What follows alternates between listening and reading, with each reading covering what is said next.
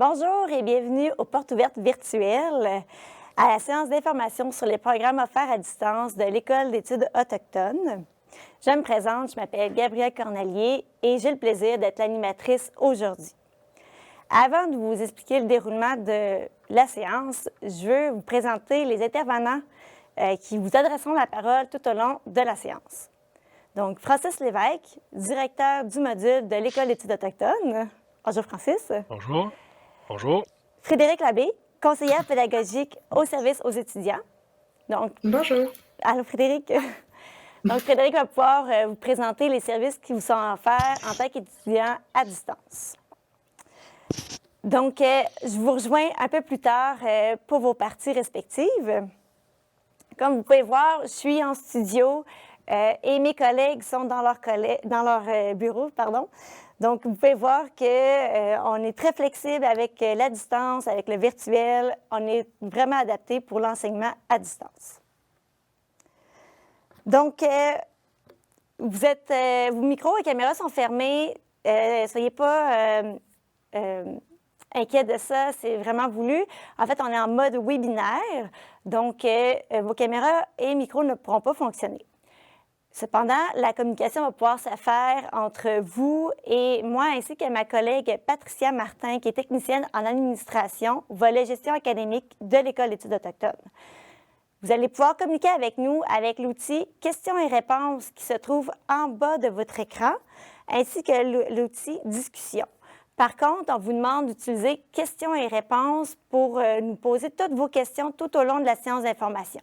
Donc, si vous écoutez la séance, une question vous arrive, vous voulez nous écrire, écrivez-nous. Patricia va pouvoir répondre à vos questions. Moi, de mon côté, je vais prendre les plus populaires, puis je vais pouvoir les apporter pendant la période de questions qui aura lieu à la fin de la séance. Si vous avez des problèmes de connexion, vous pouvez aussi écrire à recrutement@ucat.ca. Je vais mettre l'adresse dans l'onglet discussion sous peu. Donc, pour toute question aussi, vous pouvez écrire vraiment à recrutement@ucat.ca. Ce que je veux dire par là, c'est après la séance, pendant la séance, vous avez d'autres questions ou vous avez des questions sur votre cheminement qui est un peu plus personnel, écrivez-nous à recrutement@ucat.ca. Donc, aujourd'hui, comme j'ai mentionné, le professeur Francis Lévesque va être présent. Il va nous présenter en fait tous les programmes offerts à distance de l'École d'études autochtones pour ce qui est des premiers cycles et deuxième cycles.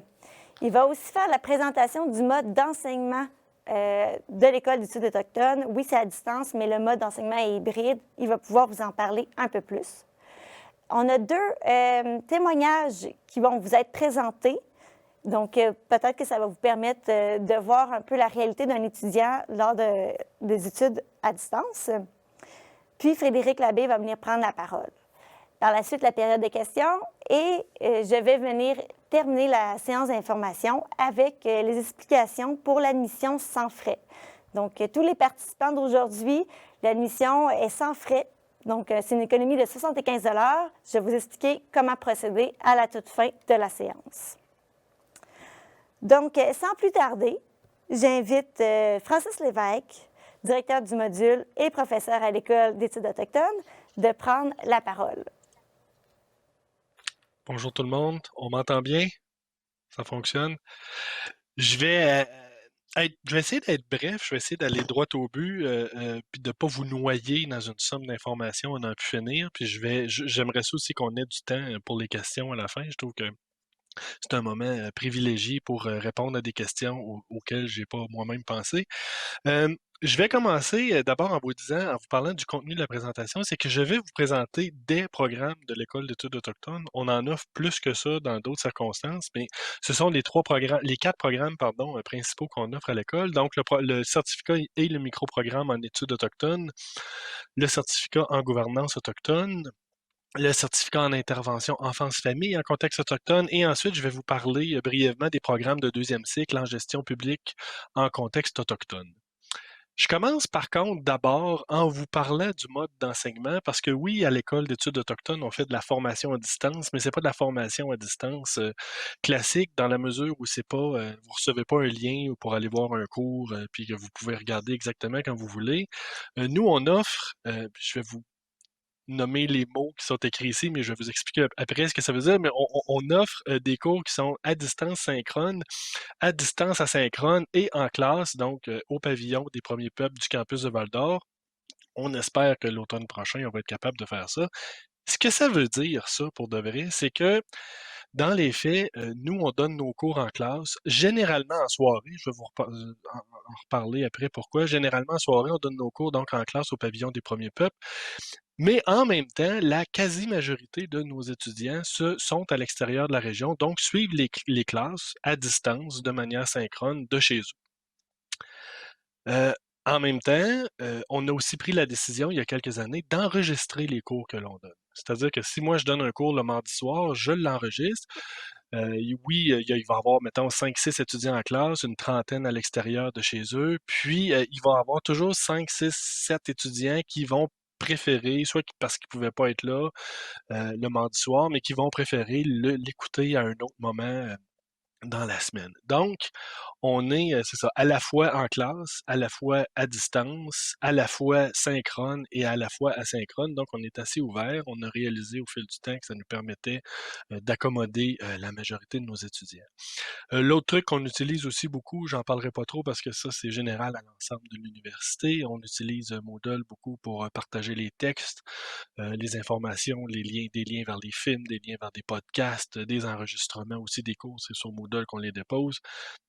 On utilise Moodle pour le dépôt des travaux, pour les examens, etc., etc. Donc, on était, pour être tout à fait honnête avec vous, là, quand la pandémie a frappé il y a un peu plus d'un an maintenant, on était préparé très, très bien à faire face à ça et on a vraiment bien passé à travers comme département universitaire, comme école.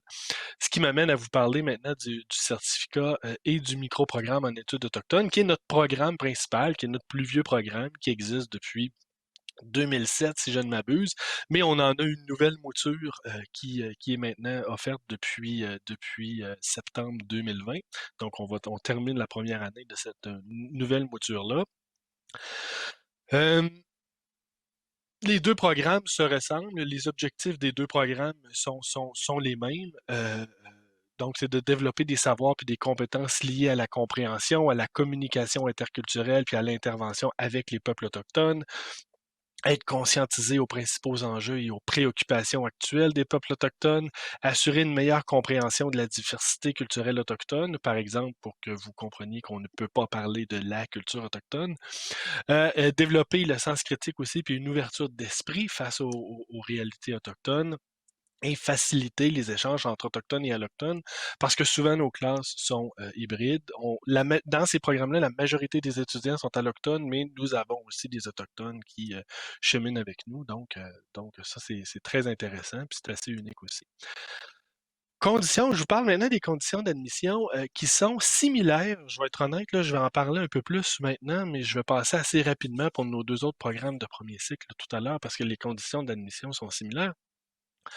Euh, Donc, si vous faites une demande d'admission sur la base collégiale, donc si vous avez fait votre cégep, ben, vous devez uniquement être titulaire d'un diplôme d'études collégiales ou de l'équivalent pour être accepté dans les programmes.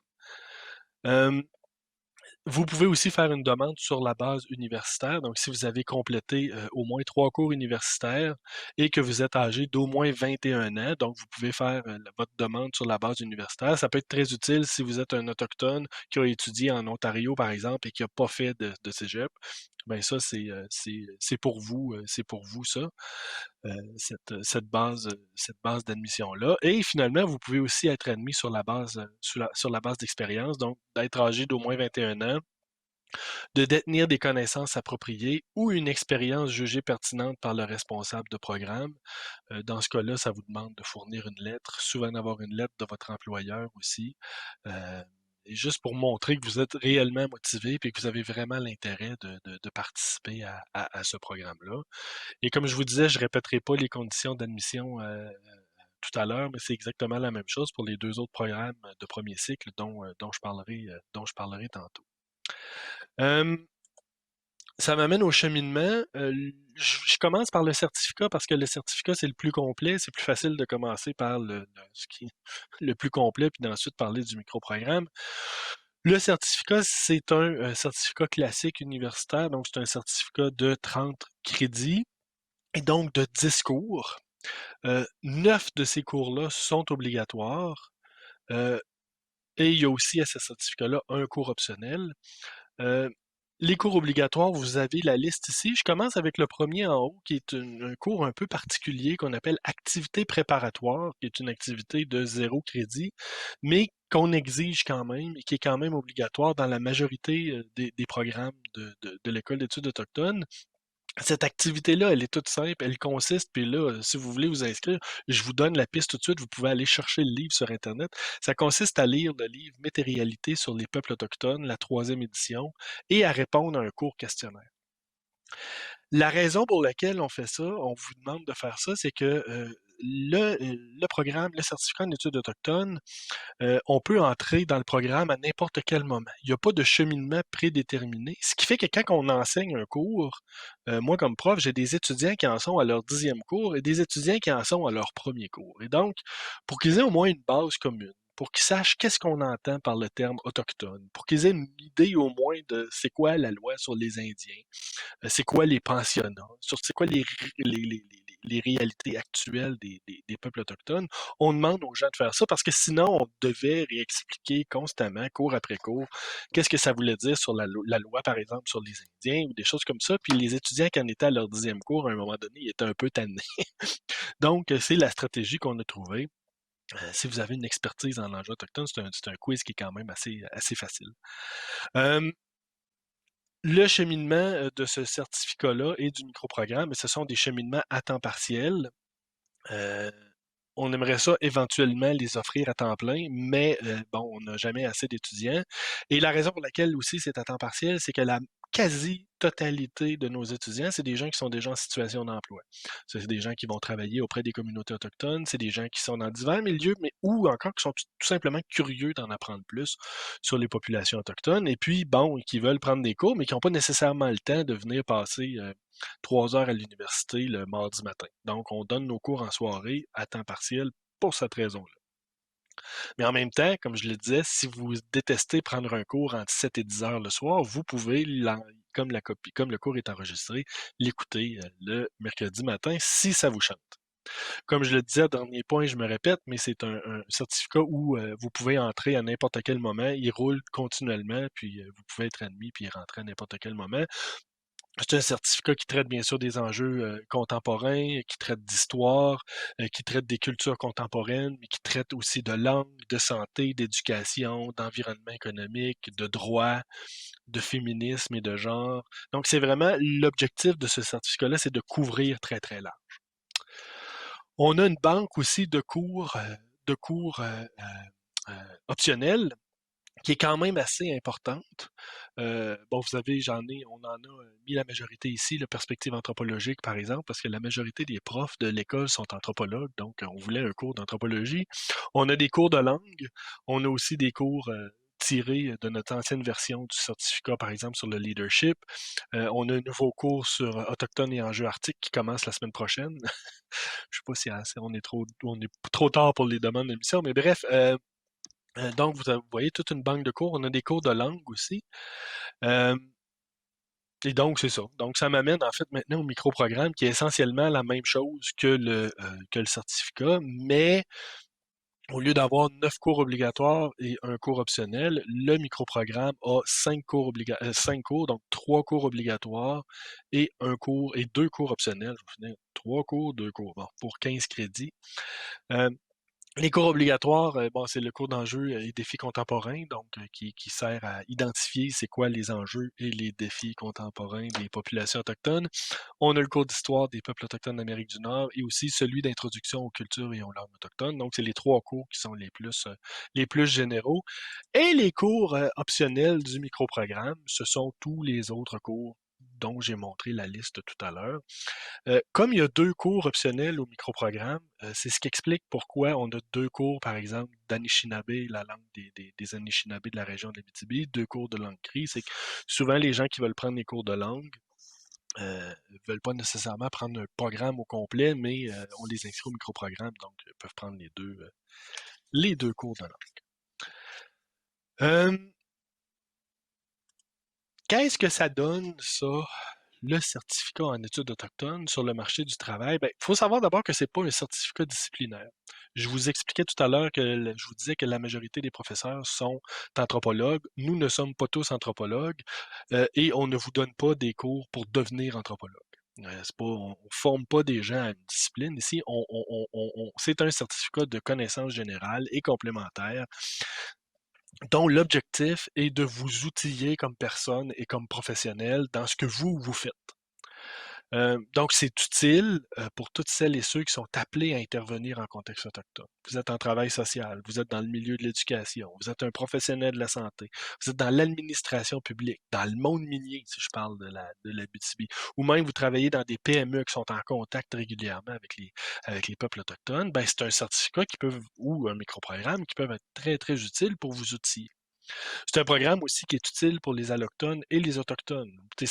Moi, je suis toujours un peu intimidé pour de vrai de donner des cours à des autochtones parce que je me dis, bon, je suis pas autochtone moi-même, mais je réalise quand je donne le cours d'histoire, par exemple, que je leur apprends des choses au sujet desquelles ils ne sont pas nécessairement au courant parce que, on le sait bien, le curriculum, par exemple, scolaire québécois, ne fait pas grand place à l'histoire des Autochtones.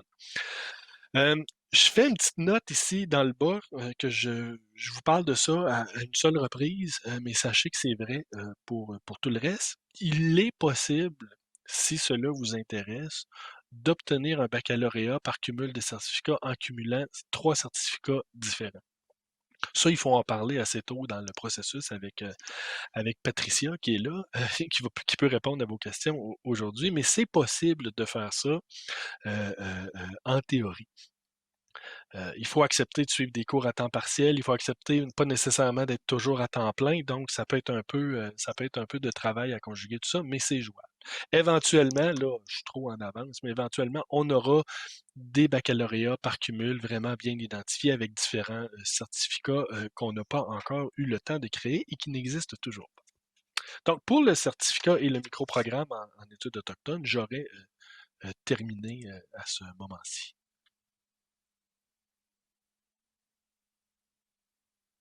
Merci beaucoup, Francis. Ça fait plaisir. Donc, ça génère déjà beaucoup de questions. C'est super apprécié. Patricia répond à vos questions, n'hésitez pas. Je vais en renommer aussi lors de la période de questions. Certaines sont aussi répondues par Francis avec sa présentation. Donc, on va vous présenter maintenant un témoignage étudiant de Philippe Nadon. Pardon. Donc, Philippe Nadon, étudiant au certificat en études autochtones. Bonjour, moi c'est Philippe Nadon. Je suis étudiant en certificat en études autochtones depuis 2018. En tant que professionnel travaillant en contexte autochtone et en gestion des urgences, j'ai été motivé au départ à m'inscrire au certificat en études autochtones car je voulais approfondir mes connaissances et élargir mes horizons dans ce domaine-là pour vraiment mieux faire mon travail.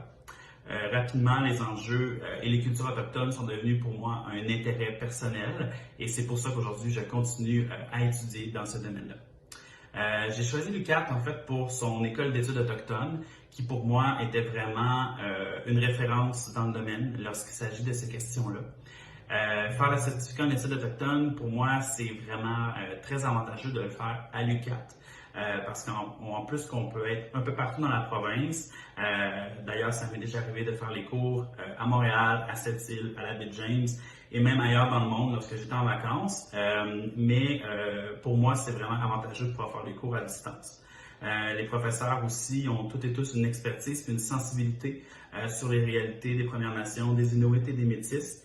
C'est donc vraiment plus enrichissant d'apprendre dans ce temps-là, quand on sait que l'approche de l'UQAT est beaucoup plus culturellement sécuritaire aussi pour les premiers peuples. L'approche de l'UQAT en études autochtones se veut vraiment multidisciplinaire et holistique, Donc, dans le certificat, vous allez apprendre l'histoire, la culture, le droit, les langues et plus encore. C'est vraiment très large. Et les cours sont vraiment axés sur le réel, sur l'actualité, puis sont très appliqués, ce qui nous permet vraiment de mettre en pratique les apprentissages dans la réalité. L'UQAT utilise une technologie qui fonctionne super bien pour l'apprentissage et les ressources pour nous accompagner sont toujours présentes. Fait que finalement, que vous soyez alloctone, donc non autochtone, ou que vous vous identifiez comme autochtone, que vous souhaitiez parfaire vos compétences en dialogue interculturel ou que vous souhaitiez en apprendre davantage, que vous souhaitiez faire une différence dans votre communauté ou sur le territoire, ou que vous souhaitiez contribuer à bâtir des ponts entre nos différentes nations, ben, je vous invite fortement en fait à vous inscrire au certificat en études autochtones. C'est vraiment un plaisir d'apprendre dans ce contexte-là et à l'UQAT. Donc, merci. Donc, on va poursuivre la présentation avec Francis Lévesque qui va vous présenter le tout nouveau certificat en gouvernance autochtone. Donc, Francis, je te redonne la parole. Je te remercie beaucoup. Tu as vendu un punch. C'est moi qui voulais dire qu'il était tout nouveau, ce programme-là. C'est notre bébé, c'est le dernier né de nos programmes. C'est pas le dernier, on a des projets pour le futur. Donc, c'est ça, c'est un programme, le certificat en gouvernance autochtone, qui va débuter cet automne. Il est ouvert aux admissions à temps plein puis à temps partiel. Je dis ça de même si ça vous intéresse. Le certificat en gouvernance autochtone, si on regarde ses objectifs, c'est de, encore une fois, répondre aux besoins personnels et professionnels des étudiants en permettant de développer des savoirs, des compétences en relation avec les enjeux de la gouvernance, de la communication, du leadership, du droit, de la politique, puis de la souveraineté autochtone. Là, il y avait un PowerPoint sur les objectifs. En tout cas, j'ai pas vu qu'il a été présenté, mais sachez qu'il existe. Les conditions d'admission aux deux programmes sont à ce programme-là, pardon, j'avais pas changé ma fiche, mais c'est parce que les conditions d'admission au programme de gouvernance, elles sont identiques aux conditions d'admission au certificat et au microprogramme en études autochtones. Donc, je ne repasserai pas à travers, vous l'avez déjà entendu. Le cheminement du certificat, c'est ça qui est le plus intéressant. Le cheminement du certificat en gouvernance, encore là, c'est un certificat de 30 crédits de 10 cours. 8 de ces cours-là sont obligatoires, 2 sont optionnels. Vous avez encore une fois l'activité préparatoire dont je vous parlais tout à l'heure, qui est un cours obligatoire. Comme je vous le disais, le certificat, il est offert pour le moment à temps partiel et à temps plein. On espère que ça va fonctionner pour le temps plein. Je ne vous cacherai pas qu'on a besoin d'admission pour le temps plein, donc faites-le si vous voulez. Ce qui est intéressant aussi de ce certificat-là, c'est que exactement comme le certificat en études autochtones, vous pouvez entrer à n'importe quel moment. C'est-à-dire que si on commence, par exemple, une cohorte à l'automne à temps partiel, puis que vous n'êtes pas sûr à ce moment-là de vouloir commencer le cours, de vouloir commencer un certificat à ce moment-là, vous pouvez attendre à l'hiver, puis vous allez pouvoir intégrer la cohorte à l'hiver sans aucun problème. Donc, il n'y a pas de cheminement prédéterminé dans ce programme. C'est un programme, comme je le disais un peu quand je parlais des objectifs, qui parle de communication, qui parle de sciences politiques, qui parle bien sûr de gouvernance, qui parle de gestion publique, hein, qui est une question très, très importante en contexte autochtone, puis on va en parler tout à l'heure aussi dans les programmes de deuxième cycle, qui parle d'éthique, d'enjeux éthiques et méthodologiques, qui est un autre enjeu fondamental, des revendications autochtones et d'autodétermination. Je pense que si vous écoutez un peu les nouvelles, vous comprendrez que c'est aussi un enjeu politique fondamental présentement. Des traditions juridiques autochtones. On est hyper chanceux à l'UQAT de compter sur le professeur Sébastien Brodeur-Girard, qui est un juriste qui a une extraordinaire compréhension des traditions juridiques autochtones. Donc, on est vraiment content qu'il puisse offrir ce cours-là. Et c'est un certificat aussi qui cherche un peu à sortir du Canada puis à parler d'autres enjeux autochtones un peu partout sur la planète. Donc, comme je le disais, 8 cours obligatoires. Il y a aussi 2 cours optionnels. Les cours optionnels sont tirés de la banque des cours que l'on offre à l'École d'études autochtones, donc des cours qui sont au certificat en études autochtones, obligatoires ou pas. Il y en a ici quelques-uns. On les a pas tous mis, là, mais c'est leadership éthique, vous avez perspective anthropologique, les cours de langue cri, les cours de langue Anishinaabe. Il y a un atelier pratique. On a même développé spécifiquement pour ce programme-là un cours optionnel qui est gouvernance Ioinu, donc gouvernance CRI, en partenariat avec des instances CRI. Vous avez le cours de communication et intervention en milieu autochtone, autochtone et enjeux arctiques aussi, ou tout autre cours de premier cycle de l'École d'études autochtones. Moi, je suis assez ouvert à accepter que vous puissiez suivre des cours qui vous intéressent parmi tout ce qu'on a comme cours. L'utilité de ce programme-là, encore une fois, ce n'est pas un certificat disciplinaire. On n'est pas ici pour former des gestionnaires ou des juristes ou des anthropologues ou des historiens, peu importe. C'est un certificat qui sert principalement à agrandir vos horizons. C'est utile donc pour celles et ceux qui sont appelés à travailler dans ou auprès des organisations autochtones. C'est un programme utile à la fois pour les Autochtones et pour les Allochtones. Donc, si vous travaillez pour des organisations publiques ou privées qui ont à négocier ou à avoir des liens importants avec des organisations autochtones, ben, ça peut être un programme utile. Et bien sûr, encore une fois, à noter qu'il est possible d'obtenir un bac par cumul, mais je vous laisse discuter de cette question-là avec Patricia qui connaît ce dossier-là beaucoup mieux que moi. Ça m'amènerait maintenant à un autre certificat qui est relativement nouveau chez nous aussi. En fait, oui, parce que la première cohorte a débuté en janvier, donc termine cette semaine, la dernière semaine de sa session. C'est le certificat en intervention enfance-famille en contexte autochtone. Le certificat en intervention enfance-famille en contexte autochtone a plusieurs objectifs, donc de fournir aux étudiants une formation sur les réalités des familles autochtones, sur les défis qu'elles peuvent vivre, les problématiques qui sont vécues par leurs membres, les impacts aussi sur l'entourage, sur la communauté, etc. C'est un certificat qui vise à développer les connaissances, puis aussi les compétences, puis le développement d'habiletés, autant sur le plan théorique que pratique. Ça peut permettre, en fait, l'objectif principal, personnellement, selon moi, c'est de permettre à celles et ceux qui s'impliquent au quotidien dans les communautés autochtones de développer des savoirs puis des outils essentiels pour mieux collaborer et mieux intervenir auprès des Autochtones, parce que pour tous ceux qui ont à travailler en milieu autochtone et qui ont à intervenir en milieu autochtone le savent, parfois il y a des enjeux complexes. Ben, ce programme-là sert à vous outiller à vous outiller lors de situations comme d'intervention, par exemple, et aussi, bien finalement, offrir une connaissance de base des buts, des cadres législatifs et des approches des diverses ressources qui œuvrent dans le domaine de l'enfance-famille. L'enfance et de la famille. OK, donc les conditions d'admission au programme, encore une fois, j'avais fait un copier-coller de ma fiche à ne jamais faire, mais c'est le même. Ce sont exactement les mêmes conditions d'admission que pour le certificat en gouvernance et le certificat en études autochtones. Le cheminement du certificat en enfance, on l'appelle enfance-famille, amicalement ici à l'école, c'est plus simple. Donc, le cheminement de ce certificat-là, c'est un cheminement de discours obligatoire sans cours optionnel. Donc, il est particulier, c'est vraiment, il est beaucoup plus orienté. Présentement, on ne l'offre qu'à temps partiel. Comme je vous disais, on a une cohorte qui a commencé en janvier. On aimerait débuter aussi une cohorte en septembre, une nouvelle cohorte en septembre. Dans ce certificat-là, comme dans tous nos autres, vous devrez faire l'activité préparatoire. Mais, et un gros mais, ici, il y a une différence avec les autres certificats que je vous ai présentés tout à l'heure, c'est qu'ici, il y a une suite logique dans les cours. On doit débuter par le début, donc on fonctionne par cohorte. On ne peut pas intégrer le certificat à n'importe quel moment. Le premier cours du certificat, c'est développement de la personne en contexte autochtone 0-18 ans.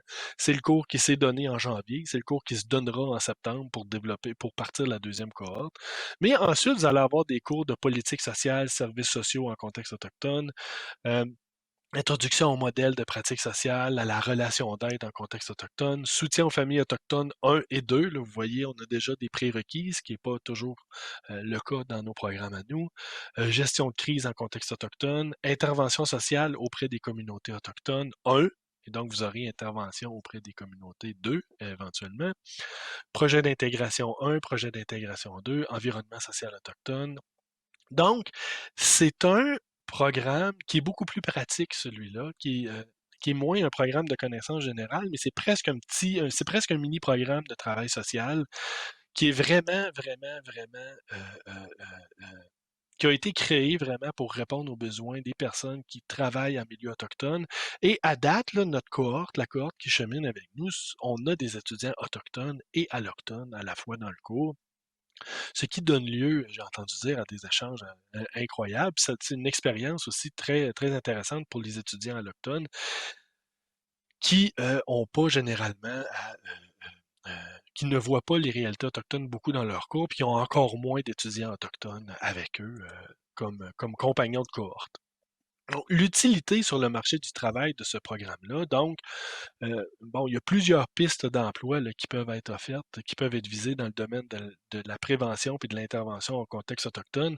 Vous le savez, hein, la majorité, ben, en tout cas, les Atikamekw, puis là, les Anishinabés aussi de la région, commencent à prendre le contrôle de leur service à l'enfance. Donc, écoute, tous ceux qui travaillent dans les structures de service à l'enfance, euh, en contexte autochtone, là, pour vous, ce programme-là, il est très, très, très, très, très, très, très utile. Et d'ailleurs, quand on l'a développé, on a été en contact avec les gens du Lac-Simon énormément, puis on a eu beaucoup, beaucoup de back and forth, puis avec les gens de travail social aussi, pour s'assurer vraiment qu'on a un programme pertinent. Euh, c'est un certificat qui peut servir de formation complémentaire à tout autre programme d'études complété dans le domaine de la santé ou des services sociaux, parce qu'il permet d'acquérir des compétences, puis de se perfectionner dans le respect des valeurs et des cultures autochtones. Donc, ça, c'est super, c'est vraiment super important parce que on forme à l'université des intervenants super capables, qui ont des belles compétences, mais on les forme assez peu aux enjeux et aux défis de fonctionner en contexte autochtone ou même parfois en contexte interculturel, mais surtout en contexte autochtone. Puis il y a assez peu de littérature aussi sur le sujet, donc on est vraiment content de ce certificat-là parce qu'on sent que ça répond à un besoin un besoin important. Et je terminerai maintenant parce que je pense qu'il faut que je clenche les trois les programmes un à la suite de l'autre. Je terminerai assez brièvement, en fait, avec les programmes de deuxième cycle en gestion publique en contexte autochtone. Ce sont des programmes qu'on donne, je dis des programmes, là, vous allez comprendre parce qu'on en a trois. Ce sont des programmes qu'on donne conjointement avec l'UQAC et l'ENAP, donc l'Université du Québec à Chicoutimi et l'École nationale d'administration publique qui est basée à Québec. Je commence avec le plus, comme d'habitude, là, je commence avec le plus poussé, puis je vais aller avec les moins poussés par la suite parce que c'est plus simple de faire ainsi. Mais le premier que je vous présente, c'est les DESS en gestion publique en contexte autochtone. Et l'objectif de ce programme-là, du DESS, puis vous allez avoir son cheminement dans quelques instants, c'est quand même un bon gros programme, c'est d'accroître les compétences attendues des personnes qui occupent ou qui aspirent à occuper des fonctions de gestion dans une organisation publique ou parapublique autochtone. Les conditions d'admission, comme c'est un programme de deuxième cycle, hein, c'est des gens qui sont supposés avoir fait un bac, comme c'est un programme de deuxième cycle, les conditions d'admission sont assez relevées, ce qui est tout à fait normal. Donc, si vous faites une demande d'admission sur la base universitaire, on vous demande d'avoir un grade de bachelier avec une moyenne de 3,2 sur 4,3. On vous demande de déposer un dossier de candidature avec formulaire CV, lettre relevé de notes officielle, et aussi d'avoir une bonne connaissance de la langue française et une compréhension de l'anglais. Hein, au deuxième cycle, ça aide toujours. Euh, si vous faites une demande d'admission sur la base d'expérience, ben vous devez avoir au moins 10 ans d'expérience au niveau professionnel en gestion autochtone, en gestion en contexte autochtone. Vous devez déposer un dossier de candidature, formulaire, CV, lettre, relevé de notes officielle, d'avoir une bonne connaissance de la langue française, une compréhension de l'anglais.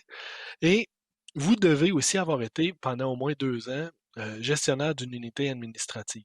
Donc, ça peut être au conseil de bande, ça peut être dans des organisations de votre réserve si vous êtes autochtone, mais bref, ça peut être, faut que vous ayez une vraie expérience de gestion publique. Et ça, on va vous accepter à ce moment-là. Petite précision aussi, ces programmes-là, on les offre à distance, mais pas de manière asynchrone. Donc, ils se donnent souvent sur des fins de semaine, mettons 3 ou 4 fins de semaine dans la session, je me souviens plus, j'aurais dû demander à mes collègues, mais donc, je pense que c'est 3 fins de semaine par session, et puis ça se fait en direct, là, genre du vendredi au dimanche, 3 fois dans la session. Euh, et voilà. Le DESS, donc, vous avez ici un cheminement, c'est vraiment comme un certificat, mais au niveau du deuxième cycle. C'est un certificat pas un certificat, c'est un cheminement donc de 30 crédits et de 10 cours. Vous avez les cours ici, les cours obligatoires. Vous avez 9 cours obligatoires à faire. Euh, bon, des cours de gestion, des cours de mobilisation des acteurs locaux, compétences en gestion puis en développement de carrière, management des organisations publiques, conception puis mise en œuvre des politiques publiques, principes des enjeux de l'administration publique, gestion financière du secteur public. Bref, c'est vraiment axé sur l'administration publique, qui est un des employeurs les plus importants dans les communautés autochtones. Aussi, il y a aussi un cours sur les dimensions juridiques, puis un autre sur l'éthique et l'intégrité et la gouvernance autochtone. Si vous suivez ce profil-là, vous allez avoir donc ces 9 cours-là à suivre qui sont donnés par soit l'ENAP, soit l'UQAC, soit l'UQAT. Et vous aurez aussi un dernier cours à prendre qui est un atelier d'intégration et vous allez devoir le prendre selon l'université dans laquelle vous vous êtes inscrite. Donc, le SOC 6001, là, c'est le troisième, c'est l'UQAT. Les deux autres, je pense, ENP, j'imagine, c'est ENAP. Puis le 2GC, ça doit être l'UQAC. Mais bref, selon votre université d'attache, vous allez devoir prendre ce cours-là. Maintenant, je vais vous parler du micro-programme et du programme court de deuxième cycle. Donc, si ça vous intéresse de suivre certains de ces cours-là, mais que vous n'avez pas le goût de faire les 10 cours au complet, bien, vous pouvez faire soit le micro-programme ou soit le programme court. Le micro-programme, c'est, je vais vous le dire tantôt, je me souviens plus parce que je ne veux pas me mêler. Je pense que le micro-programme, c'est 5 cours et le programme court, c'est 3 cours. Ou quelque chose comme ça. Mais je pense que c'est ça, mais on va y arriver tantôt. Donc, l'objectif de ces deux programmes-là, donc, c'est d'acquérir une compréhension de la dynamique des relations entre les organisations publiques et parapubliques autochtones et les institutions publiques et parapubliques fédérales, provinciales et municipales. Donc, c'est quoi cette interaction-là? Il y a beaucoup de choses à apprendre à ce niveau-là. Approfondir les enjeux propres à la gestion publique en contexte autochtone, développer capacité de gestion dans ce contexte-là. Les conditions d'admission, elles sont les mêmes, en fait, presque les mêmes. Base d'études universitaires, détenir un grade de bachelier, avoir eu une moyenne de 3,2 sur 4,3. Par contre, il n'y a pas de présentation de dossier, est-ce que je me semble, parce que si je me souviens bien. Et comme sur la base d'expérience, vous devez avoir 10 ans d'expérience au niveau professionnel, mais le 2 ans à la tête d'une unité n'est pas exigé à ce moment-là. Et puis en général, donc c'est ça, c'est toujours posséder une bonne connaissance de la langue française, puis posséder aussi une compréhension suffisante de l'anglais écrit parce que malheureusement ou heureusement, je ne sais pas, mais la littérature scientifique, elle est majoritairement écrite en anglais. Les deux cheminements, maintenant, je vais commencer avec le programme court. Donc, c'est ce que je disais tantôt, 5 cours, 15 crédits. Vous devez choisir 5 cours parmi les 6 cours suivants et en avoir au moins un dans chacune des universités, ce qui est obligatoire. Hein? Si vous prenez 2 cours à l'UQAT, 2 cours à l'UNAP, à l'ENAP, vous allez forcément être obligé d'en prendre un à l'UQAT. CAC. Et donc, bon, vous avez les cours ici. Ensuite, si vous prenez le micro-programme, donc qui est 3 cours, on va vous demander de prendre un cours. Vous avez la liste des 6 cours ici, mais on va vous demander d'en prendre un dans chacune des universités. Qu'est-ce que ça donne, ces cours-là? L'utilité sur le marché du travail, ben, c'est utile pour celles et ceux qui travaillent déjà, hein, ou veulent travailler, si vous êtes sur base universitaire, dans un conseil de bande ou des organisations autochtones. Donc, vous êtes un autochtone qui travaillait depuis longtemps dans un conseil de bande, dans des organisations autochtones. Vous voulez mieux vous outiller pour votre carrière professionnelle, mais aussi pour faire bénéficier votre communauté, ben, c'est un programme qui est très intéressant pour vous. Mais c'est aussi super utile pour les Allochtones qui travaillent déjà ou qui veulent travailler dans une administration publique qui fait affaire avec des administrations autochtones, que ce soit les MRC, les villes, au provincial ou au fédéral. Donc, vous êtes amené dans votre votre vie professionnelle à interagir beaucoup avec les communautés autochtones, puis vous voulez mieux comprendre puis mieux vous outiller, ben c'est un programme qui est pour vous. Et puis nos classes, ben, sont hybrides, donc c'est pas inintéressant. Encore là, c'est intéressant de cheminer avec étudiants autochtones et allochtones. Et donc, ça conclut ma présentation éclair de, de tous les programmes, de certains des programmes, je dirais, de l'École d'études autochtones. Et merci beaucoup, Francis. En fait, c'était une belle présentation. Je pense que ça a généré aussi des questions. Patricia répond. Puis, on a vraiment fait le tour des programmes offerts à distance à l'École d'études autochtones. Donc, n'hésitez pas si vous avez d'autres questions. L'outil questions et réponses est vraiment là pour ça. Donc, on va poursuivre avec un témoignage d'une étudiante, Tina Mapachi, qui est étudiante au microprogramme de 2e cycle en gestion publique en contexte autochtone. Kwekwe, Tina Mapijin Dejakazin, Danishnabekwe, Abitibikak Ndoje. Bonjour tout le monde, je m'appelle Tina Mapachi, je suis une Anishinabekwe. On m'a demandé aujourd'hui de vous partager mon expérience en tant qu'étudiante dans le microprogramme de 2e cycle en gestion publique en contexte autochtone. Ce que je trouve de bien avec ce programme, c'est qu'il est accessible.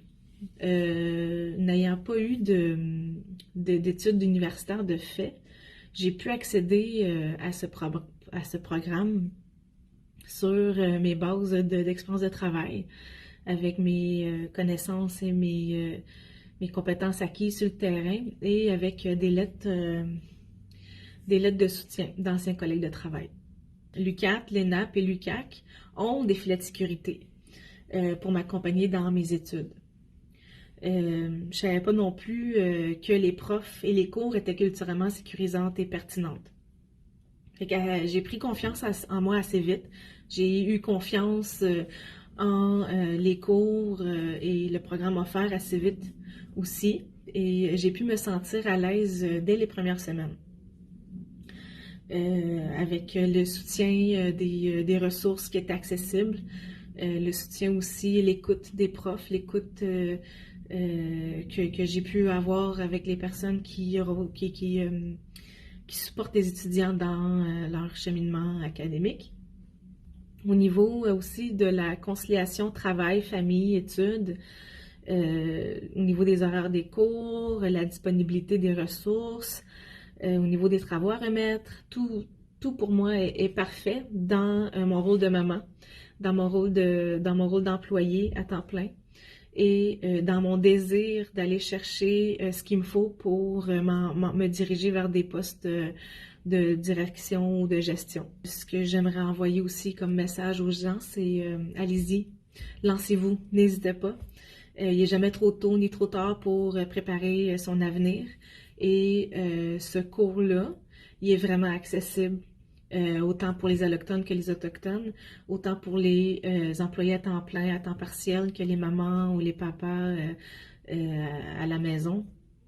C'est quelque chose qui est réalisable. Fait que, Timigwachkakina, merci de m'avoir écouté. Bonne journée. Merci, Tina.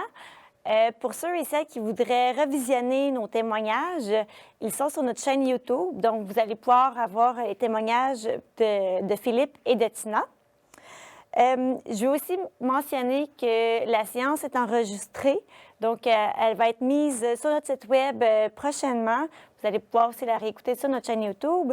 Puis, pour ceux qui désireront la revisionner, ils pourront nous écrire à recrutement@ucat.ca. Donc, vous allez pouvoir recevoir l'enregistrement par la suite. Nous allons poursuivre avec les services aux étudiants, avec ma collègue Frédéric Labbé. Allô, Frédéric, ça va bien? Ben oui, ça va bien. Tout le monde m'entend bien? Oui, on t'entend bien. Super. Donc, Frédéric, tu vas pouvoir présenter aux étudiants de la formation à distance, leurs services comme étudiants à distance, qu'est-ce qu'ils peuvent avoir. Donc, tu as une présentation aussi qui va être prête dans quelques instants. Mais Donc, Frédéric, toi, tu es basé à Val-d'Or, au campus de Val-d'Or, étant donné que l'UQAT détient plusieurs centres et campus sur le territoire de l'Abitibi-Témiscamingue et même au-delà, là, à Mont-Laurier, Montréal aussi, on en a. Donc, comme conseillère au service aux étudiants, avant de commencer la présentation, est-ce que tu peux nous parler un peu de comment tu aides les étudiants en fait dans ton rôle? Parfait. Donc, merci Gabrielle. Donc, mon nom, comme que Gabrielle le dit, c'est Frédéric Labbé. Je suis conseillère au soutien pédagogique auprès des étudiants à l'École d'études autochtones, donc au campus Val-d'Or, mais aussi pour les étudiants de la formation à distance. Donc, en tant que conseillère au soutien pédagogique, en fait, mon rôle, moi, c'est d'aider les étudiants à trouver des meilleures stratégies pédagogiques quand on parle de la rédaction de travaux, quand on parle de la préparation des examens, de la lecture rapide, de la lecture efficace, comme apprendre des notes dans un cours universitaire. Donc, c'est vraiment là, de venir pallier là, au manque de stratégie pédagogique. Aussi, ce qu'on va faire, on est moi et mon équipe, je ne suis pas toute seule à l'UQAT là, qui est conseillère au soutien pédagogique. Donc, on va créer des ateliers. Donc, il va être possible pour vous d'aller les visionner ou même de participer pour en apprendre davantage. Donc, au service, c'est vraiment ce que je fais. Il faut comprendre qu'en tant que COVID, c'est vraiment rare. Là, je suis dans mon bureau ici. Souvent, là, je travaille de la maison en télétravail, mais vous allez voir dans la présentation, là, je vais mettre les courriels là, pour que vous puissiez me rejoindre là, si vous avez des questions. Il faut comprendre qu'on est 4 conseillers au soutien. Bon, on va continuer avec la présentation. Si vous voulez, vous pouvez cliquer pour aller à la prochaine diapo. Donc, au service aux étudiants, on a, comme je disais, là, on a les stratégies d'études, la préparation aux examens. On fait aussi tout ce qui est organisation de la session. Donc, comment bien s'organiser pour faire des échéanciers, une grille horaire, bien concilier là, le famille, travail, études. J'ai aussi un collègue qui est spécialisé, en fait, c'est un conseiller au soutien pédagogique au niveau des technologies, donc toute l'aide au niveau des soutiens aux plateformes. On va avoir même des exerciceurs pour se pratiquer à faire des examens en ligne si c'est vos premiers examens, comment déposer des travaux sur l'ordinateur. En fait, tout ce que vous pourriez avoir comme questionnement au niveau là, du soutien technologique. J'ai mon collègue Pierre Bédard là, qui peut aider à ce niveau-là. C'est tout le long de la présentation, je voudrais juste que vous portiez une attention particulière là, dans le bas de la présentation, on voit des courriels. Donc, vous allez voir que chaque service aux étudiants que je présente, il va avoir là, le courriel en bas de la page. Donc, par exemple, vous avez besoin d'aide au niveau là, des stratégies pédagogiques, ça va être important d'écrire en bas, comme on peut voir, /vd@commercialucat.ca. Aussi, si on passe à la prochaine diapo, on va voir le soutien psychosocial. Donc, dans le soutien psychosocial, on a en fait une intervenante sociale, une agente de relations humaines qui travaille pour vous accompagner si vous viviez des difficultés là, de nature personnelle, sociale, familiale, conjugale. Donc, c'est une collègue que, comme vous pouvez faire bien une distinction, moi, j'aide au niveau pédagogique et ma collègue, elle aide au niveau psychosocial, donc tout ce qui est des problèmes de nature personnelle, elle vous accompagne là-dedans. Donc, j'ai mis encore une fois là, le courriel de Mme Christine Desrochers, qui est ma collègue, qui peut s'occuper de vous accompagner, en fait, dans les démarches nécessaires. Après ça, on a un service aux étudiants aux besoins particuliers ou en situation de handicap. Donc, si jamais vous êtes une personne qui a un diagnostic, par exemple de TDAH, je vais donner là, un exemple, le TDAH, vous avez un diagnostic, c'est important de contacter au début de la session le courriel plus bas, comme on peut voir, besoins particuliers au pluriel @commercialucat.ca. Donc, eux, ils vont pouvoir prendre là, les arrangements nécessaires là, avec vos professeurs ou avec les différents services. Donc, si j'ai mis quelques exemples, là, troubles d'apprentissage, troubles du spectre, troubles de santé mentale, situation de handicap physique ou organique. Donc, si ça vous touche, c'est important en fait là, de prendre un temps en début de session pour écrire aux besoins particuliers. Si vous n'avez pas pris en note, c'est pas grave, vous pouvez m'écrire moi et je vous dirigerai vers les bonnes personnes. Après ça, au service aux étudiants, on a l'aide financière. Donc, pour avoir accès à l'aide financière, c'est sûr qu'il y a des fois, il y a des critères à remplir. C'est ma collègue qui peut, quand on écrit au courriel plus bas, c'est ma collègue qui peut vous aider là, au niveau de savoir si vous êtes éligible ou non. Donc, on a un programme d'aide aux études financières du ministère de l'Éducation. Aussi, par contre, il faut comprendre qu'on a aussi des bourses tout au long des sessions, automne-hiver. Donc, pour aller là chercher au niveau de la bourse de reconnaissance, de la bourse de la persévérance, même on a des bourses au niveau du français. Donc, on peut même offrir, on a la Fondation Lucien Clich à Val-d'Or, donc c'est important de regarder quand vous avez besoin d'aide financière, d'aller chercher. N'hésitez pas à contacter là, mes collègues, comme qu'on voyait plus bas, parce que eux, ils peuvent vraiment, vraiment vous diriger ou vous aider au niveau là, de l'aide financière. On a aussi la vie étudiante. Donc, la vie étudiante, comité, c'est sûr que vous, si vous êtes plus à distance, des fois, on se dit, on ne peut pas s'impliquer. C'est faux. Quand même, avec le COVID, ce qui s'est passé, c'est qu'on a créé d'autres moyens là, pour se voir. Donc, j'écrivais un petit peu ici, là, mais on a des jeux d'évasion virtuelle, on a des présentations gratuites de films, donc des films qui, des fois, qui se retrouveraient au cinéma ou que vous allez pouvoir avoir accès en français et en anglais souvent. Donc, on comprend ici à l'UQAT qu'on offre souvent les services dans les deux langues. On a Université en spectacle, on a les salons stage d'emploi virtuels. Comme vous voyez, on a une présentation en ce moment, on est en virtuel. Donc, on est quand même en mesure, là, l'UQAT, de bien s'équiper pour ce niveau-là. Je veux juste rajouter aussi qu'on a différents comités. On a un comité vert, le comité des étudiants modulaires. Je veux dire, je comprends que les gens, des fois, dans la formation à distance, on a moins le goût, des fois, de s'impliquer. Par contre, c'est possible de le faire à l'UQAT, que vous soyez à distance ou que vous soyez en présentiel au campus. On a aussi l'AGE4. En fait, ça, c'est notre association étudiante. Donc, l'association étudiante, c'est en fait pour favoriser le cheminement pédagogique. Ils vont représenter les étudiants dans différents comités. Donc, c'est vraiment la voix des étudiants. On va organiser les échanges entre les étudiants, des fois même entre les étudiants et les professeurs. Par moment, la majeure partie du temps, la GE4 va vraiment informer et éduquer la population étudiante.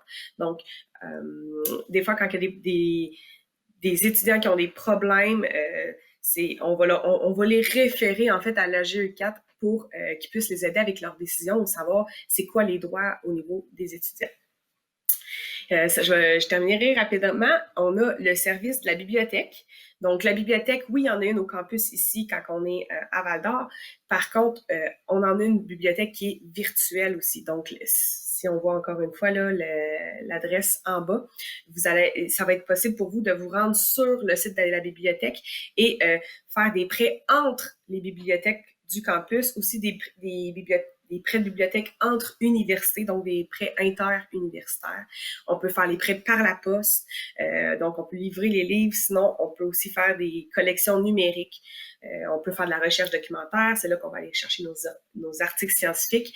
Je veux juste vous mentionner ici, si vous avez des questions plus spécifiques, si c'est votre première session à l'université, vous avez plus de difficultés à aller chercher dans les bases de données, la bibliothèque offre des formations en ligne ou même en individuel pour savoir comment bien faire une recherche documentaire. Donc, c'est un service qu'on offre à l'UQAT. Finalement, là, dans le dernier petit encadrant, on peut voir qu'on a les guides de présentation là, à l'UQAT aussi. Finalement, la dernière diapo pour ma présentation ce midi. Donc, vous avez bien entendu, ici, à Val-d'Or, on a en fait un service au premier peuple, donc un service offert aux étudiantes des Premières Nations. Donc, moi, personnellement, je vais adapter on parle de stratégie pédagogique, on va les adapter, en fait, là, à la culture autochtone. On va venir apporter du soutien plus spécifique aux plateformes. Aussi, je vous l'ai présenté tantôt, on a un soutien psychosocial qui est encore là. On a un groupe de soutien spécifique, en fait, pour nos étudiants ici. On a des comités, des women's group, donc même si les women's group, même si on n'est pas en présentiel avec le campus, ils ont toujours lieu parce qu'ils se font là à raison d'une fois par mois là, à distance. C'est encore notre agente de relations humaines là, qui s'en occupe. Donc ça, c'est les services en fait qu'on peut vous offrir, là, les services aux étudiants. Si vous avez des questions, n'hésitez pas là, à les écrire là, dans le commentaire pour Gabrielle. Je tenterai d'y répondre. J'ai fait vraiment un aperçu rapide de tous les services aux étudiants qu'on vous offre à l'UQAT. Par contre, ça va me faire plaisir là, de répondre plus en détail là, si vous avez des questions. Mais c'est vraiment les 8 services donc on peut vous offrir. Vous allez voir, c'est sur une panoplie. On passe de l'aide financière, comme je dis, à la bibliothèque, au soutien pédagogique. On voit de tout. On peut vous aider à l'UQAT. Merci. Merci Frédéric. En effet, à l'UQAT, on offre une gamme de services, donc n'hésitez pas à nous écrire. Il y avait beaucoup d'adresses aussi que vous pouvez retrouver sur notre site web. Puis, vous pouvez aussi écrire un recrutement pour qu'on fasse le lien avec Frédéric dans le besoin ou avec un autre service. Donc, on est maintenant rendu à la période de questions. J'ai noté quelques questions qui ont été mentionnées quelques fois ou dans le déroulement. D'ailleurs, si vous avez des questions un peu plus sur votre cheminement personnel, je vous invite à écrire un recrutement ou directement à l'École d'études autochtones pour qu'on puisse vous répondre. Donc, j'invite Francis à se joindre à moi pour cette période de questions-là. Rebonjour, Francis. Salut. Donc, je vais y aller avec une première question. Pour le certificat, on évalue environ combien de temps la durée d'étude d'un certificat? Bien, ça dépend. Si la personne prend un cours par session, puis on offre des cours aux 3 sessions, automne, hiver, été, ben, ça va prendre 3 ans et quelques, là. Par contre, on offre régulièrement 2 cours par session. Puis si on parle du cours à option aussi, ben, des fois, on offre même un 3e cours. Donc, ça peut se faire assez rapidement. Puis si les gens veulent que ça se fasse vraiment vite, il y a toujours moyen de s'arranger, là. On peut faire ça facilement en 2 ans, là. On a des gens qui l'ont fait en 2 ans parce qu'on offre un minimum de 2 cours par session. Fait que, Merci. Oups. Excusez. J'ai une autre question. On voulait savoir si certains cours sont offerts de manière concentrée. Exemple, comme 4 fins de semaine ou tout ça. Puis on en a parlé un peu pour plus le 2e cycle, 1er cycle. Donc peut-être juste démystifier tout ça. OK. Mais au premier cycle, il y en a moins. La majorité de nos cours se donnent soit sur 15 semaines à l'automne-l'hiver, soit sur 8 semaines à l'été. Par contre, on a un cours qui s'appelle Réalité autochtone. 3001, je me souviens plus des 3 premières lettres, c'est pas important, mais ce cours-là se donne sur une période intensive d'1 semaine. C'est un cours optionnel, c'est un cours qui est super intéressant, qui se donne chaque année, sauf qu'il n'est pas hébergé chaque année par la même université. C'est un cours que j'ai développé en partenariat avec des collègues et amis de l'Université de Montréal et de l'UQAM.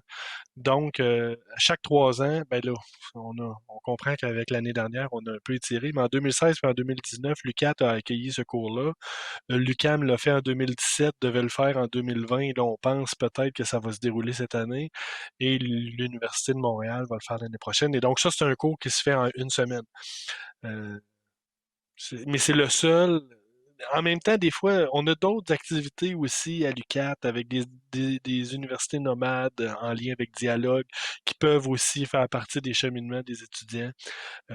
Mais, tu sais, de manière officielle, c'est le seul cours qui s'offre en condensé. Merci. J'ai une autre question qui est revenue quelques fois. En fait, c'était de savoir s'il y avait des frais reliés au cours de 0 crédit qui est activité préparatoire. Non, aucun frais. Par contre, c'est très important de communiquer avec Patricia pour ce cours-là parce que si vous vous inscrivez à ce cours-là, là, c'est technique, là, puis c'est le programme qui sont faits comme ça. Avant de vous inscrire à d'autres choses, on va vous facturer des frais pour le cours. Il faut vraiment demander à Patricia, là, parce que Patricia va vous inscrire dans le bon ordre et il n'y aura pas de frais. Donc, Patricia, c'est la personne qui répond aux questions, juste faire un rappel. Oui. Je vais y aller avec une autre question. En fait, je pense que j'ai mis la puce à l'oreille à certaines personnes puisque j'ai parlé qu'on avait aussi un centre à Montréal. Donc, la question est, est-ce qu'on peut suivre les cours en direct de ce campus en temps normal, hors pandémie, quand on est à Montréal? Honnêtement, probablement, mais je peux pas faire la promesse. Je sais qu'il y a un enjeu lié à l'espace dans ce centre-là à Montréal. C'est un centre qui est surtout pour les nouveaux médias, la création de nouveaux médias, et pour l'art-thérapie aussi, si je ne m'abuse. Puis je pense qu'il manque un peu d'espace. Par contre, comme nos cours sont souvent en soirée, euh, je pense que ça se fait parce qu'il me semble que j'ai déjà eu des étudiants qui devaient se présenter là pour un séminaire, mais finalement, ils ont décidé de suivre le cours de chez eux. Mais je pense que c'est possible, mais je peux pas faire la promesse. Mais je pense que c'est possible. Donc, en cas normal, disons, hors pandémie, ça serait plus à réfléchir ou vous allez avoir une réponse suite à ça. Mais pour Ben, l'instant, c'est parce en qu'il faut faire pandémie, les c'est sûr demandes. que... Il faut réserver les locaux puis tout ça, puis voir ce qui est disponible. Mais comme on est en soirée, habituellement, on a cet avantage-là qu'il y a moins de monde en soirée dans les locaux de l'UQAT. Je regarde les questions, puis ça a fait pas mal le tour. Patricia elle a bien répondu. Si vous avez d'autres questions, n'hésitez surtout pas à nous écrire à recrutement@ucat.ca. On peut aussi transférer vos questions aux personnes, soit de l'École de l'étude autochtone, soit au service aux étudiants. Donc, ça conclut vraiment la période de questions. J'en vois pas d'autres qui rentrent. J'ai nommé les plus populaires.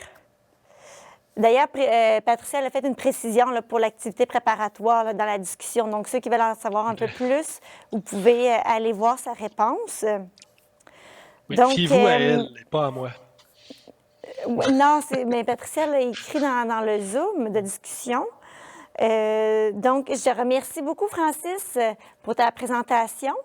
Donc, ça conclut la séance. Je remercie aussi Frédéric. Donc, je rappelle qu'en assistant aujourd'hui à la séance d'information, vous bénéficiez d'une admission sans frais. C'est une valeur de 75 $. Vous avez cette admission-là sans frais jusqu'au 29 avril minuit. Donc, vous avez quelques jours pour procéder à votre demande d'admission. Pour ceux qui font du deuxième cycle, vos pièces justificatives peuvent être envoyées après votre demande d'admission aussi. Sinon, si vous voulez prendre plus de temps aussi pour réfléchir, il est possible de faire une demande d'admission dans l'un de nos programmes à distance à l'École d'études autochtones jusqu'au 1er juin. Donc, c'est sûr que les coûts de 75 $ vont devoir être acquittés. Donc, on voit sur le PowerPoint les programmes qui ont été présentés aujourd'hui. Si vous avez des questions, n'hésitez surtout pas à nous écrire. Pour la demande d'admission, pour bénéficier du 75 $ gratuit, vous devez remplir la demande d'admission en ligne. Vous allez arriver jusqu'à la fin où est-ce qu'il va vous demander le paiement. C'est très important que vous ne rentrez pas vos informations bancaires puisqu'on ne pourra pas vous rembourser. Vous devez enregistrer et fermer. D'ailleurs, vous allez avoir un message juste avant cette étape-là qui va vous mentionner que vous avez compris que en cochant, en fait, ce message, vous allez pouvoir avoir les 75 $ gratuits en appuyant vraiment enregistrer et fermer. Comme je dis, on ne pourra pas rembourser par la suite. Donc, c'est très important que vous faites votre demande d'admission. Vous allez avoir le message qui vous dit que vous avez participé aujourd'hui, que vous avez le droit à l'admission sans frais. Vous cochez, vous allez dans enregistrer et fermer plus bas. Vous quittez. Vous allez recevoir un courriel qui mentionne que vos frais n'ont pas été payés. Il ne faut pas en tenir compte. Vous continuez quand même votre journée et votre admission va être acceptée, va être traitée comme complètement. C'est vraiment... en fait, nous fonctionnons de cette façon-là. Donc, nous, on va pouvoir, avec la liste des personnes présentes aujourd'hui, vous admettre là, sans frais. Donc, on va aussi vous envoyer toutes les informations par courriel. Donc, si vous avez d'autres questions, vous pouvez nous écrire, mais on va vous envoyer un courriel avec vraiment les étapes à suivre pour que vous puissiez bénéficier de votre 75 $. Donc, je vous remercie beaucoup pour votre temps. Je vous laisse avec une dernière diapositive pour celles ou ceux qui veulent faire une demande d'admission sans frais. Un code QR va apparaître. Vous allez pouvoir vous rendre directement sur la page de l'admission de l'UQAT. Puis si vous avez d'autres questions, n'hésitez pas à nous écrire. Merci. Bonne journée.